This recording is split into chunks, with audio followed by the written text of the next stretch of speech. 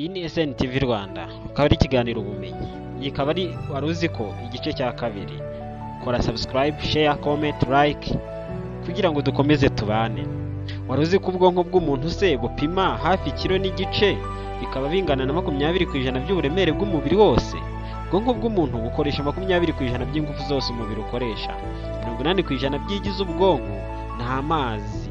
Uturemangingo tw'ubwonko neuron tuvukana n'umuntu. Iyo umuntu avutse utwo turemangingo tuvukana nawe, kandi iyo twangiritse ntabwo dusanwa. Ubushobozi bwo kubika ibintu mu bwonko bushobora kugera kuri terabayiti 10, gigabayiti 10,000 bigira ubwonko bwa muntu, ububiko bukomeye bw'amakuru. Wari uzi ko se kandi ubwonko bw'umuntu bukoresha ingufu zingana n'izikoreshwa n'itara rya wati 10?